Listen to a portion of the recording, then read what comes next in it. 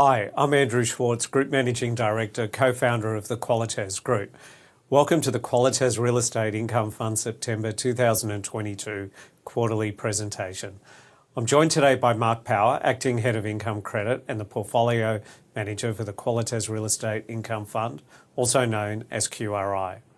We are pleased to share this update and demonstrate why Qualitas is well positioned to capture the upside from rising interest rate environment for our investors.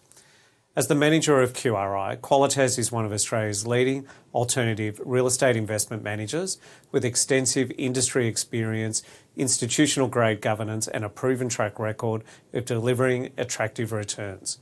We have committed funds under management of over $5 billion across credit and equity fund mandates, specialising in real estate private credit and real estate private equity sectors. Since our foundation in 2008, Qualitas has invested in or financed assets valued at over $17 billion. Our deep expertise and long-standing relationships have enabled us to build a robust pipeline of growth opportunities for our investors.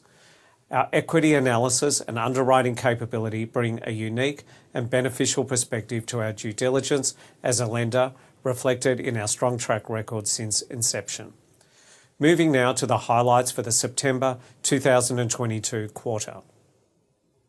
I'm pleased to report that the underlying fundamentals of the fund remain sound, with the fund achieving an income return of 5.58% during the quarter based on the fund's NAV of $1.60. The fund's investments continue to perform in line with expectations, with the net asset value remaining stable at $1.60 at the end of the period. Importantly, since the IPO of the fund nearly 4 years ago and throughout the COVID-19 pandemic, the fund has experienced zero impairments and no interest arrears, which is testament to our investment underwriting and asset management expertise. QRI's fully deployed portfolio has achieved a high level of diversification through 40 individual loans, which are predominantly first mortgages. Importantly, noting the current rising interest rate environment, we've been increasing the proportion of variable rate loans in the fund. QRI's variable rate exposure has increased to 67% at 30 September from 54% at 30 June, and this trend is expected to continue. This is in turn driving increased returns for investors. I would like to make a final comment about the broader investment environment and some recent achievements of the broader Qualitas business. As you may have seen, Qualitas recently announced two significant new mandates. A mandate from the Abu Dhabi Investment Authority, announced at the time of Qualitas FY22 results, and the more recent $440 million commitment from a global institutional investor were both raised at a time of increased volatility across all financial markets. These new raisings highlight the attractiveness of the private commercial real estate credit sector across Australia and New Zealand, and institutional investors' conviction in our investment expertise and asset management platform. Looking now at a selection of key data points that support our high conviction in financing the residential real estate sector. Firstly, as you have probably seen reported widely in recent months, vacancy rates across the country are at all-time lows, with the national vacancy rate falling below 1% as at August 2022. Noting that a 3% vacancy rate is considered an equilibrium level, the current national vacancy rate and the low rates individually in Australia's largest cities is indicative of extremely high rental demand and very limited supply in the locations QRI is invested. The supply situation is not expected to change materially in the medium term, with apartment completions at 10-year lows and forecast to fall further in the post-COVID era. Average apartment completions are predicted to fall approximately 40% from pre-COVID levels, representing 12,000 fewer completed apartments each year and reaching 16-year lows by FY25. The new supply of apartments will be unable to match the current and expected high residential demand. On the demand side, Australia's population growth rate is set to recover and grow rapidly, restoring population growth to pre-COVID levels, boosted by the increase in the migration cap to roughly 195,000 people each year to ease labour shortages. This will exacerbate the impact of supply shortages in the residential market, as skilled labour requires immediate accommodation. A key element of the potential solution to the current housing supply shortage and reduce housing affordability is through increased apartment stock. Apartment prices have not experienced the same magnitude of growth as detached housing over the last few years. As you can see from the chart on the bottom right, the price gap between apartments and houses is at its widest point over the past 13 years, and together with rising interest rates, we would expect to see more demand naturally directed towards apartments as a result. Together, these factors provide sustainable tailwinds for residential real estate credit investors such as QRI. I would like to spend a bit of time now addressing how QRI, and for that matter Qualitas, differ from traditional sources of finance. QRI is fundamentally different to traditional sources of finance in a number of important ways, including its capital sources, its risk tolerance, and approach to asset and risk management. QRI's business model differs to financing by traditional sources of finance, as QRI's returns are not driven by loan volume, and the manager is rewarded and incentivised to maximise returns through diligently selecting and managing investments the most attractive risk-adjusted returns. From an asset management perspective, QRI does not take a probability-based approach when allocating provisions and assessing default risks. Also, unlike traditional sources of finance, QRI is not subject to APRA regulation. With 40 loans in QRI's portfolio, all borrowers are subject to intensive due diligence.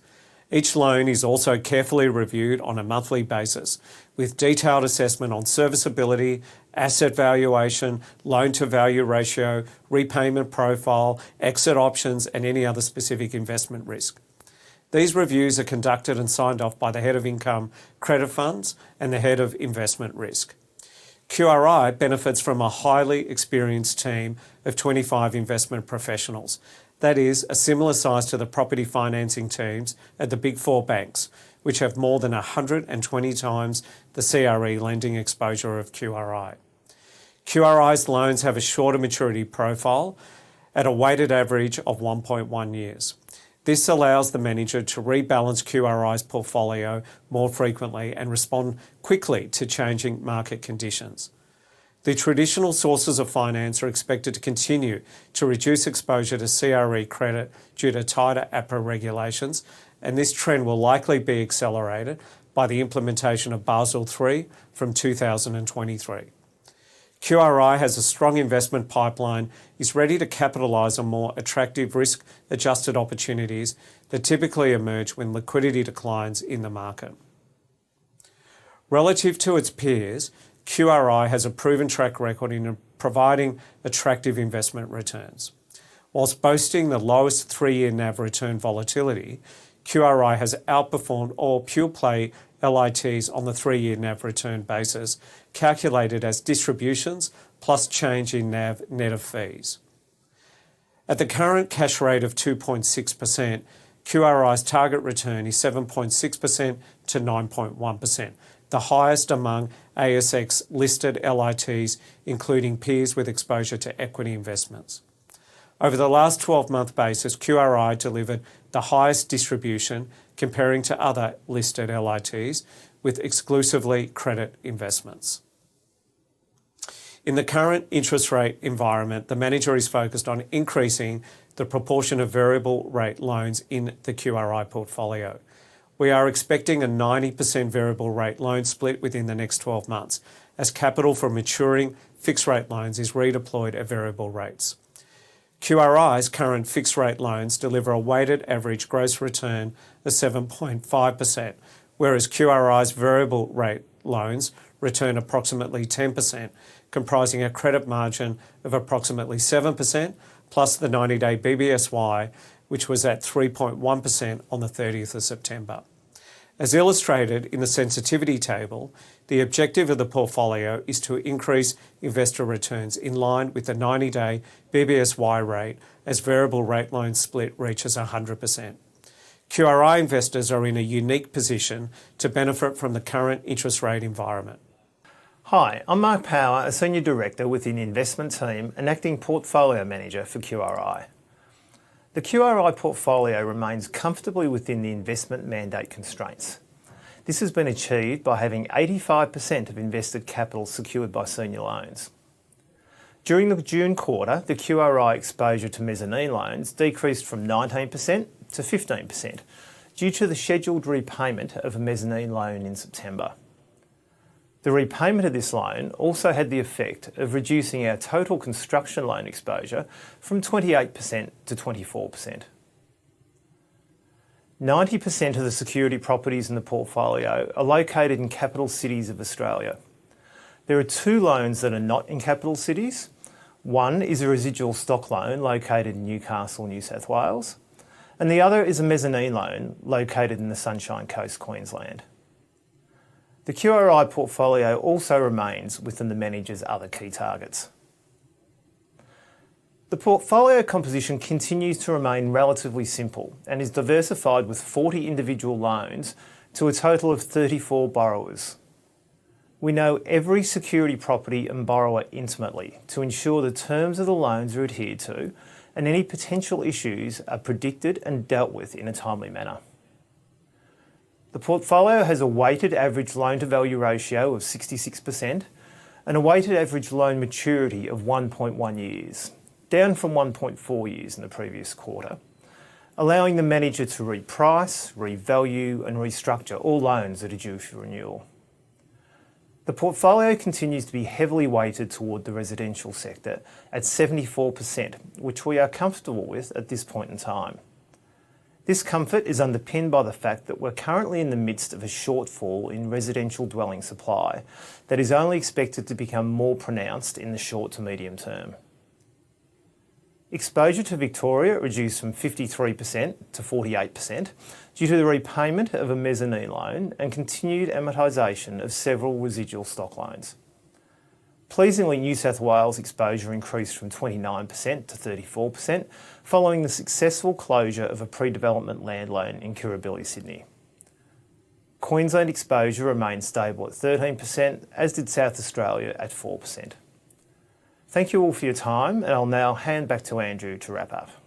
To recap, as the only pure-play CRE credit fund listed on the ASX, accessible by retail investors, QRI remains well positioned to continue to provide attractive returns to investors. This attractive outlook is underpinned by industry tailwinds and QRI's unique characteristics, including rising base interest rates, increasing risk margins, and a short-tenoured loan portfolio. In addition, the QRI's high and growing exposure to variable interest rate loans provides further support for our return outlook. As we have discussed during the presentation, we believe that the current investment environment presents a variety of attractive investment opportunities for experienced managers like Qualitas, which will help us continue to deliver attractive risk-adjusted returns for investors. Importantly, we remain disciplined in our investment and asset management approach and continue to be diligent with our asset reviews and maintaining the quality of our existing assets. Thank you for listening to our September 2022 quarterly update for the Qualitas Real Estate Income Fund, and this concludes the presentation.